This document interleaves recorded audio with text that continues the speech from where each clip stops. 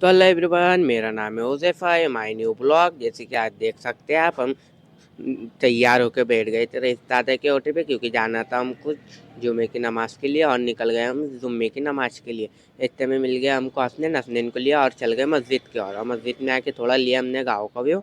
इतने में आ गया था मोइज को थोड़े ब्लॉग में लिए। और नमाज़ ख़त्म होने के बाद निकल पड़े घर की ओर। घर की ओर जाते जाते मिल गए हमको जजलान और मुफेद। इनको ब्लॉग में लिया और शमरील को भी ब्लॉग में लिए और निकल गए सीधा घर की ओर। घर से खाना गिना खाने के बाद हम पहुंच गए सीधा अपने मिनी ग्राउंड में।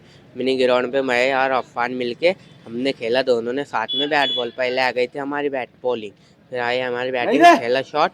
इतने में आ गया था मोइज ने लाया था हमारे वास्ते चाय। तो हमने पिए पहले चाय।